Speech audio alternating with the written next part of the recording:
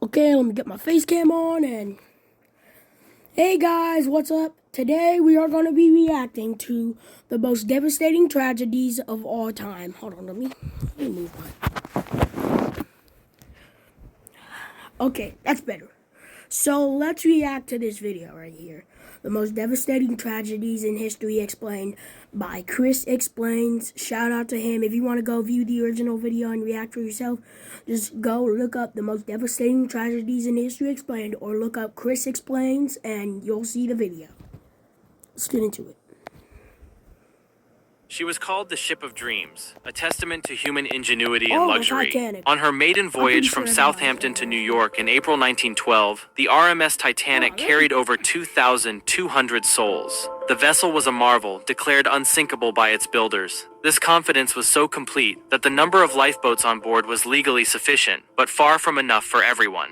4 days into the journey, in the freezing calm of the North Atlantic, a lookout spotted an iceberg directly ahead. Despite evasive maneuvers, the starboard side of the hull was breached below the waterline. Distress signals were sent out, but the nearest ship was hours away. In less than 3 hours, the grand vessel broke apart and sank beneath the waves. The chaos of the evacuation saw lifeboats launched partially empty while the majority of passengers were left behind. Over 1,500 people perished in the icy water. The rescue ship Carpathia arrived to a scene of scattered debris and a few hundred survivors. Investigations that followed exposed fatal flaws in safety regulations and shipbuilding practices. The disaster prompted immediate and sweeping changes to maritime law, including the creation of the International Ice Patrol. The ship that was a symbol of progress became a monument to overconfidence. It proves that the greatest dangers are often the ones we refuse to believe are possible. In the shadow of Mount Vesuvius, the Roman city of Pompeii thrived. It was a bustling resort for Rome's elite, filled with vibrant markets, ornate villas, and thousands of residents. The people of Pompeii were accustomed to minor earth tremors. They were a part of life. They were unaware that these tremors were the stirring of a dormant giant. In 79 AD, the mountain exploded with unimaginable force. A colossal column of ash, pumice, and gas shot miles into the stratosphere, blotting out the sun. For hours, the city was bombarded with falling stones and suffocating ash. Then came the pyroclastic surges, superheated waves of gas and volcanic matter. Moving at incredible speeds, they instantly incinerated everything and everyone in their path. The city and its people were buried under dozens of feet of volcanic material. Their bodies decayed, leaving voids in the hardened ash that archaeologists later filled with plaster. For nearly 1,700 years, Pompeii remained lost and perfectly preserved. Its rediscovery in the 18th century provided an unparalleled snapshot of Roman life, frozen at a single moment. In the mid-19th century, the potato was not just a staple in Ireland, it was the foundation of survival. For millions of rural poor, it represented the line between sustenance and starvation. In 1845, a microscopic fungus-like organism called Phytophthora infestans arrived from North America. It was an airborne pathogen that thrived in the damp Irish. In 1845, a microscopic fungus-like organism called Phytophthora infestans arrived from North America. It was an airborne pathogen that thrived in the damp Irish climate, turning healthy potato crops into a black, inedible sludge. The blight swept across the country with terrifying speed, destroying up to half the nation's crop in its first year. The following seasons were even worse, leading to a total failure of the food supply for a third of the population. Despite the island producing other foods like grain and livestock, much of it was exported to Great Britain under guard. Landlords evicted countless families who could no longer pay rent. Soup kitchens and public works projects were wholly inadequate to address the scale of the suffering. Disease, including typhus and cholera, followed hunger, claiming hundreds of thousands of lives. A massive wave of emigration began, with millions fleeing on crowded, disease-ridden vessels. Those who survived the journey arrived in new lands with nothing. By 1852, Ireland's population had fallen by nearly 25% from death and migration. The event became a defining trauma in the nation's memory, permanently altering its demographic and political landscape. The day after Christmas in 2004 began like any other across the coastlines of the Indian Ocean. But deep beneath the waves off the coast of Sumatra, a massive shift was about to occur. A 9.1 magnitude undersea earthquake, one of the most powerful ever recorded, ruptured the seabed. This megathrust earthquake displaced a colossal volume of water, generating a series of powerful waves. On shores hundreds of miles away, the first sign was an unnatural and rapid withdrawal of the sea. The ocean pulled back, exposing the seafloor in a deceptive calm before the disaster. Then, the waves arrived, not as curling crests, but as fast-rising walls of water. They slammed into the coastlines of 14 countries, from Indonesia to Sri Lanka, India, and even the east coast of Africa. The energy unleashed was immense, sweeping away entire communities in minutes. Infrastructure was obliterated. Buildings, roads, and communication lines simply vanished. The human toll was staggering, with an estimated 230,000 people losing their lives. A global relief effort of unprecedented scale was launched in the aftermath. The event exposed the critical lack of a tsunami warning system in the Indian Ocean, a deficit that was quickly rectified. The disaster is now a benchmark for coastal preparedness and international cooperation. It demonstrates that nature's power is absolute, but human vulnerability is often a matter of. Now a local tax expert will do your taxes for $150 all in. They know your situation, from self-employment to W-2s. But human vulnerability is often a matter of preparation. In the early 1800s, the Cherokee, Choctaw, Chickasaw, Creek, and Seminole nations were established societies in the southeastern United States. They had adopted many Euro-American customs, including written constitutions and farming techniques. This progress did not protect them from the relentless demand for land from white settlers. In 1830, President Andrew Jackson signed the Indian Removal Act into law, authorizing the federal government to force indigenous peoples from their ancestral homes.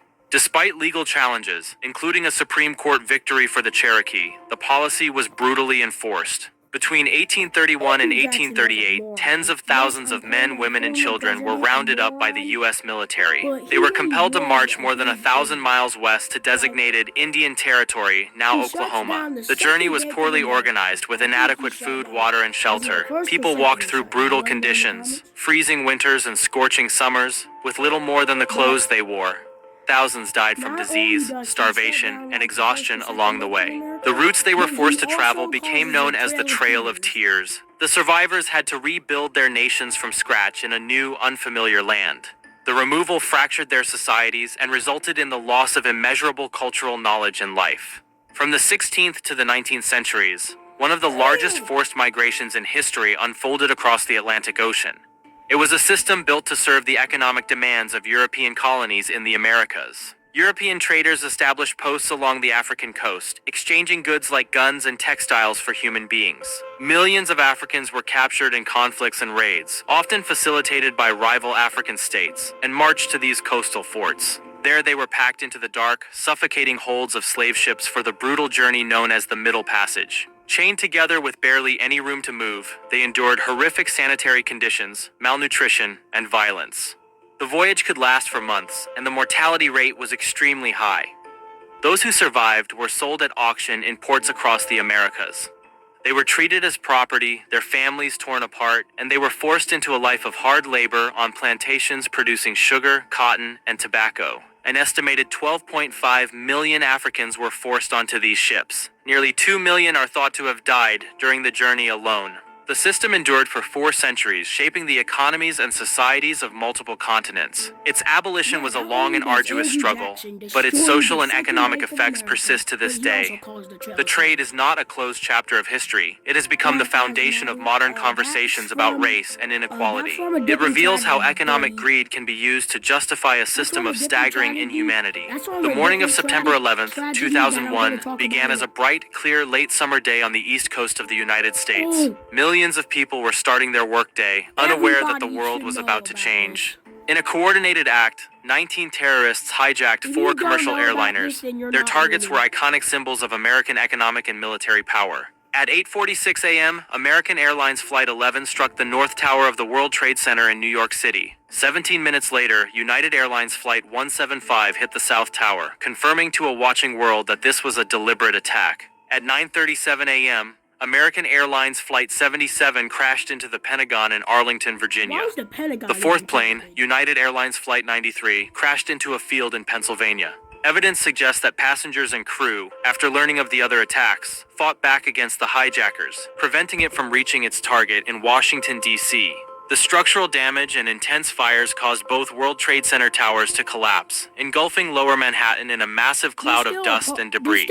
In total, 2,977 people from over 90 countries lost their lives in the attacks. The immediate aftermath was a scene of shock, rescue, and profound grief. The events led to a global war on terror, the creation of the Department of Homeland Security, and a complete overhaul of aviation security worldwide. The site of destruction has been transformed into a place of remembrance. It proves that a single moment can reshape the geopolitical landscape and redefine a generation's sense. Factor is proof that healthy food can taste unbelievably good. The Mediterranean diet is the world's healthiest diet. In fact, November 2nd, 1984, a large amount of water entered a tank containing 42 tons of MIC. This triggered a runaway chemical reaction, causing a massive increase in pressure and temperature inside the tank. The emergency vent released a dense toxic cloud directly into the atmosphere. Heavier than air, the gas blanketed the sleeping city, affecting the hundreds of thousands living in nearby shanty towns. People awoke to a burning sensation in their eyes and lungs, causing panic and a desperate flight for safety. The immediate death toll was in the thousands, as the gas caused direct damage to the lungs and other organs. In the days and weeks that followed, many more succumbed to the effects of their exposure. The disaster became the subject of a protracted legal battle over compensation and responsibility. The long-term consequences have been severe, with survivors facing chronic health issues and subsequent generations experiencing a high rate of birth defects. The plant is now a derelict monument to industrial negligence. By August 1945, World War II had raged for 6 years, but the conflict in the Pacific was not yet over. The United States, having completed the top-secret Manhattan Project, now possessed a weapon of unprecedented power. President Harry S. Truman authorized the use of the atomic bomb, believing it would force Japan's surrender and avoid a costly invasion. The city of Hiroshima, a major industrial and military hub, was chosen as the first target. On August 6th, the Enola Gay flew over the city and released its payload, a uranium bomb nicknamed Little Boy. It detonated 1,900 feet above the ground, creating a blinding flash and a powerful fireball. The blast and the resulting firestorm destroyed nearly everything within a 1-mile radius. Tens of thousands of people were killed instantly. 3 days later, with Japan still not having surrendered, a second bomb, Fat Man, was dropped on the city of Nagasaki with similar results. In the following months, many more died from severe burns, radiation sickness, and other injuries. The total number of casualties from both cities is estimated to be between 129,000 and 226,000. On August 15th, Emperor Hirohito announced Japan's unconditional surrender, effectively ending the war. The bombings ushered in the nuclear age, fundamentally changing the nature of warfare and international relations. The cities are no longer just places on a map. They are global symbols of both mass destruction and the call for peace. It demonstrates humanity's capacity to create technology that can bring about its own annihilation. In the early 20th century, the Armenian people were a significant Christian minority within the predominantly Muslim Ottoman Empire. For centuries, they had lived across the Anatolian Peninsula, maintaining a distinct culture and identity. As the Ottoman Empire weakened, a nationalist movement led by the Young Turks rose to power. Amid the turmoil of World War I, this regime began to view the Armenian population as a threat to their plans for a homogeneous Turkish state. The persecution began systematically on April 24, 1915, with the arrest and execution of several hundred Armenian intellectuals and community leaders in the capital. Soon after, orders were issued for the widespread deportation of Armenian civilians from their homes. This was not a simple relocation, it was a death march. Hundreds of thousands of men, women, and children were forced to walk for months over hundreds of miles into the Syrian desert. They were deprived of food and water and subjected to robbery and violence by guards and bandits. Many perished from starvation, dehydration, and exhaustion. Others were killed in massacres carried out by special military units. By the end of the genocide in 1923, an estimated 1.5 million Armenians had died. Survivors were scattered across the globe, creating a large Armenian diaspora that continues to fight for recognition of the events. The event has become a foundational element of modern Armenian identity.